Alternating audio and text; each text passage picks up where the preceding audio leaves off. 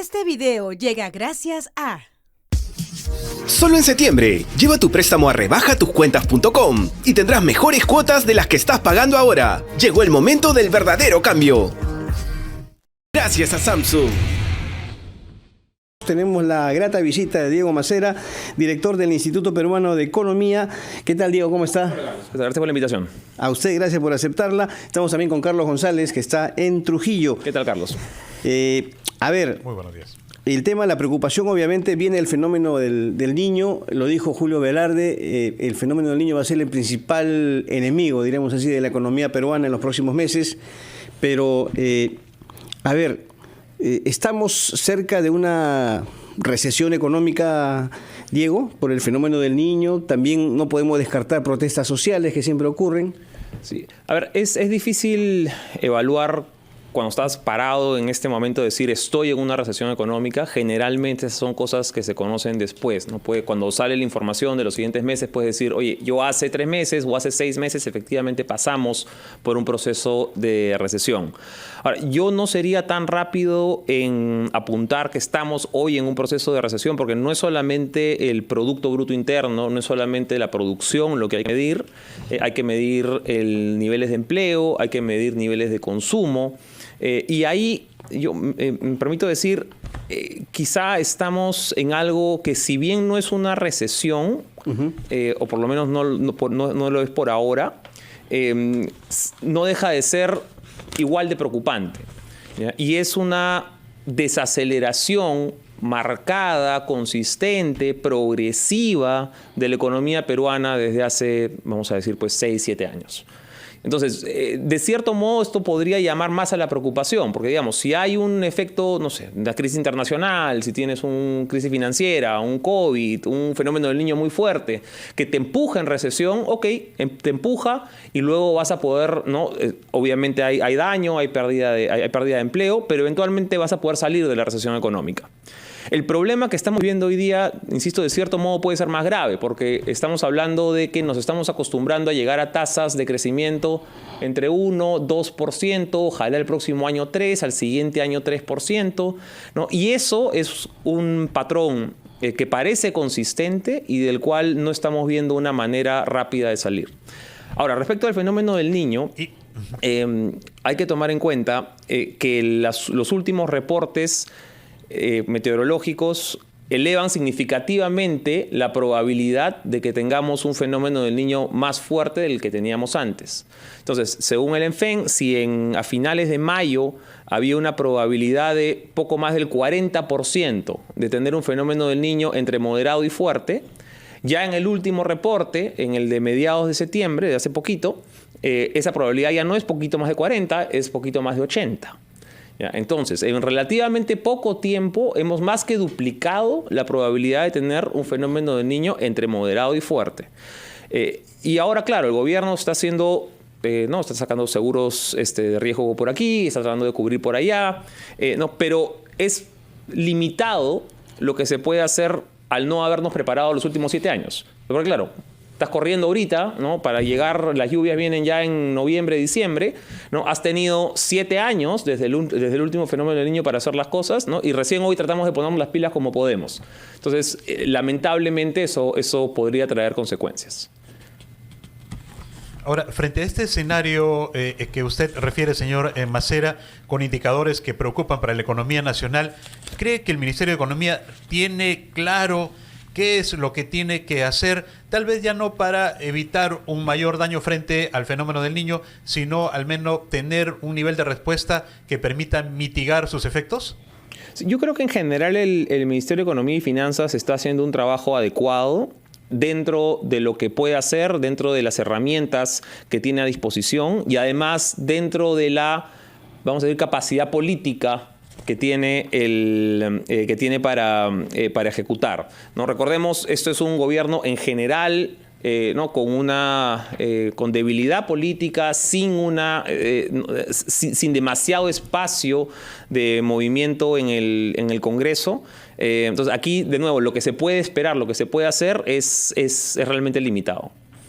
Ahora, Diego, la presidenta ha estado en Nueva York en la Asamblea General de la ONU y habló de que el Perú sigue siendo un país apropiado, ¿no? Óptimo para las inversiones. ¿Usted cree que este mensaje va a tener una repercusión eficaz ante ello, tomando en cuenta la situación del país, o nos ha pintado la presidenta un panorama completamente distinto a la realidad? Hay quienes dicen que dio la impresión de que está viviendo en otro país y no en el Perú por el mensaje. Es cierto, hay que ser optimista siempre, pero hay que también apegarse a la realidad y respetar lo que está pasando realmente. Sí. ¿Cuál es su evaluación de este mensaje de la presidenta con relación a las inversiones ante la ONU? A ver, la confianza empresarial, la confianza económica está mejorando poco a poco, pero mucho más lento de lo que hubiésemos querido. ¿No? Es verdad que que ha habido factores externos, climáticos, ¿no? que han impactado fuertemente la economía de este año, y eso, digamos, trasciende quién sea o no sea la presidenta o el presidente, ¿no? Más allá, ¿no? Si era PPK, si era Toledo, si era Alan, ¿no? El factor climático iba a llegar igualito. No, pero también es cierto, ¿no? que no hemos logrado una velocidad de recuperación de la confianza suficiente como para volver a llamar a la inversión privada, suficiente como para tener ya a los agentes económicos, a las familias, a las empresas listas para invertir y generar trabajo. Eso no lo hemos logrado. El próximo año las expectativas de crecimiento son mejores que las de este, pero siguen siendo relativamente bajas, ¿no? Sí, seguimos estando, decía yo, en este rango entre 2 a 3% de crecimiento, y eso al Perú simplemente no le sirve.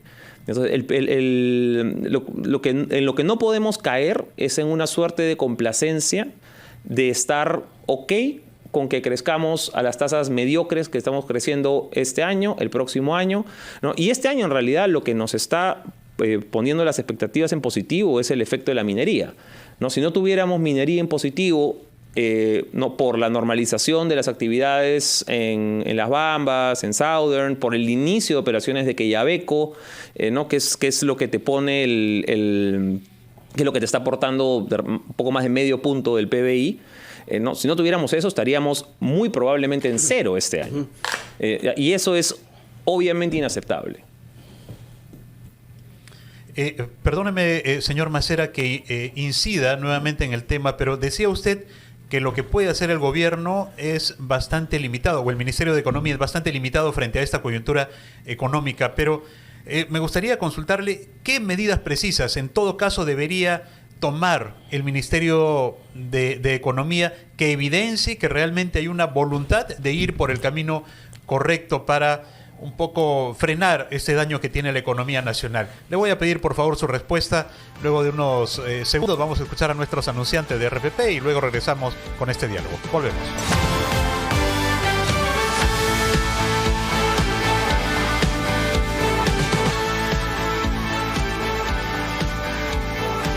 De Noticias, edición dominical. Carlos Villarreal en nuestra sede central en Lima y Carlos González desde la ciudad de Trujillo los acompañamos esta mañana. Estamos en diálogo con el señor Diego Macera, director del Instituto Peruano de Economía, conversando sobre y analizando también la economía nacional. Le consultaba, señor Macera, respecto a las decisiones y medidas que debería implementar el Ministerio de Economía para intentar amortiguar la complicada desaceleración que tiene la economía peruana.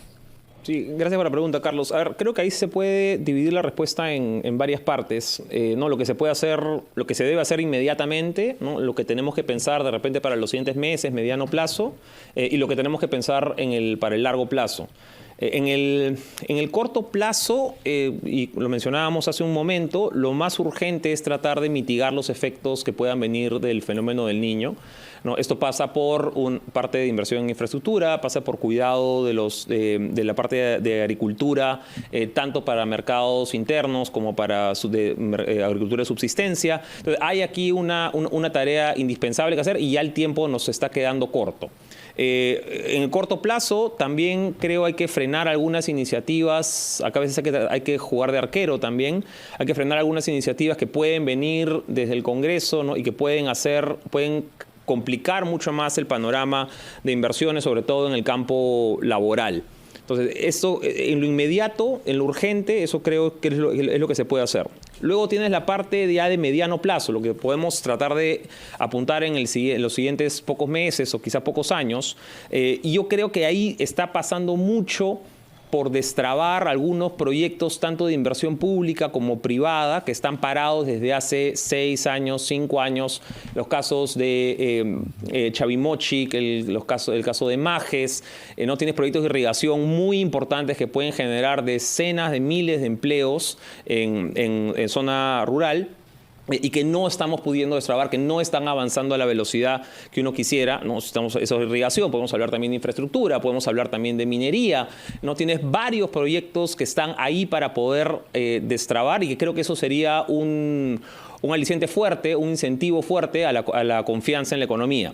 Eso es mediano. Y si queremos hablar más de largo plazo, aquí nadie espera, y esto creo que hay que ser muy, muy claros, ¿no? Nadie espera pues que un gobierno ¿no? que ha entrado como ha entrado este de acá, ¿no? con esta debilidad política, y además que le quedan unos, vamos a decir, pues, los 3 años de gestión, nadie espera que pueda revolucionar el país y que vaya a resolver todos los problemas. Pero sí esperaría, creo, que podamos trazarnos algunas metas concretas, ¿no? Oye, este gobierno a largo plazo va a dejar encaminada, por decir algo, cerrar la brecha de saneamiento, ¿ya? O combatir seriamente la anemia, ¿no? O, qué sé yo, cerrar brecha en infraestructura vial para la zona norte del Perú. No sé, comprémonos 2 o 3 metas claras de largo plazo, ¿no? Integración de los sistemas de salud. Algunas metas que la gente, a través de las cuales la gente pueda decir, el ciudadano pueda decir, ya, el gobierno está encaminado a largo plazo a este rumbo, ¿no? Esto es lo que estamos tratando de conseguir. Hoy se siente más bien ahí un vacío. Diego, los agentes económicos siempre se inquietan por determinados motivos, ¿cierto? En tema de la declaratoria de emergencia a algunos distritos, y se prevé que más todavía, esto puede tener una repercusión negativa, por ejemplo, en la llegada de inversiones, en la llegada de turistas a nuestro país. Sí, ahí hay ahí hay un tema serio, ¿no? De hecho, hay una columna del señor Stossel hoy día en Perú 21 al respecto. Digamos, más allá de si la declaratoria de emergencia impacta o no impacta sobre la inseguridad ciudadana, ese no es mi campo. No, sí hay una preocupación vista desde fuera, ¿no? Sobre, oye, este país está haciendo declaratorias de emergencia, ¿no? En 2, 3, 4 distritos, ¿no? Y luego se está pidiendo que se declaren en declaratoria de emergencia la capital. Sí. ¿No? Entonces, ya hay, ¿no? agencias de turismo, ¿no?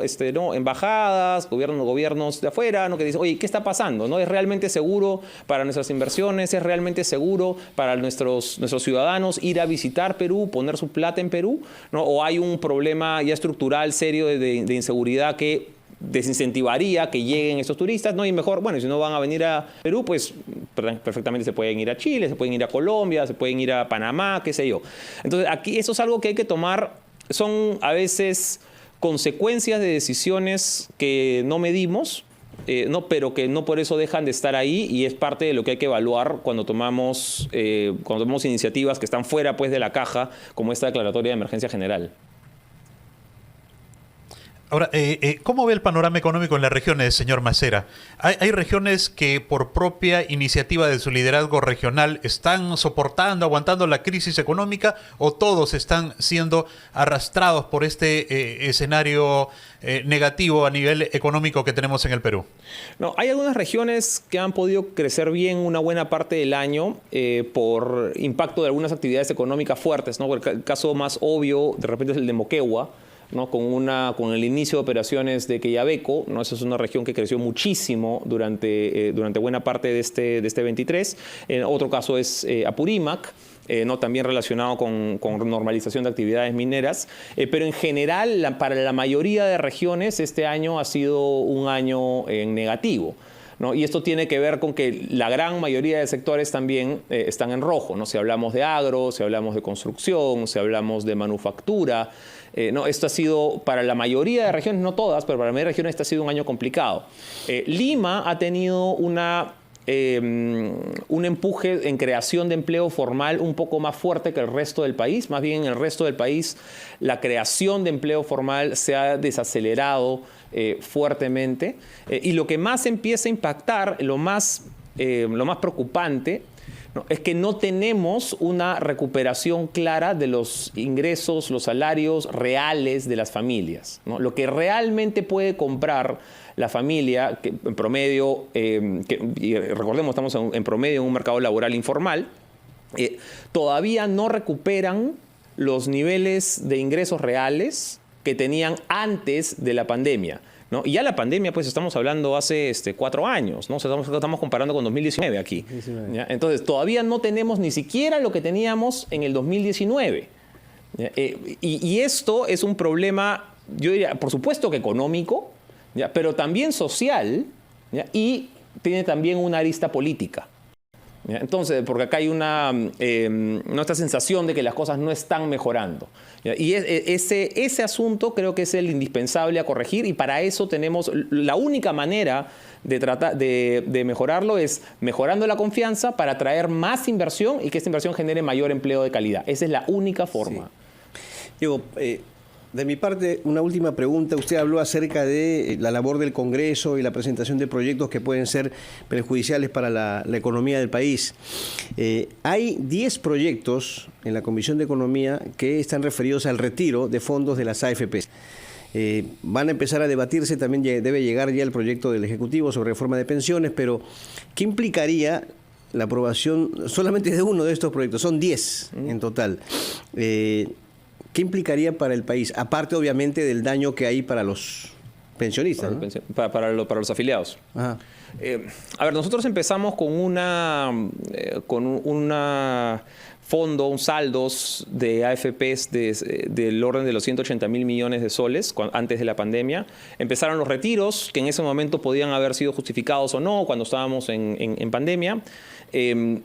Y llegamos, y luego se sumaron otros más que ya no eran justificados de ninguna manera, ya no había ningún motivo para pensar, ya no había ninguna emergencia económica en ese momento, y fuimos bajando hasta llegar a los más cerca de 100.000 millones de soles, es decir, de 180 a más cerca de 100.000. Esa fue la dimensión de la reducción del ahorro previsional privado en el país.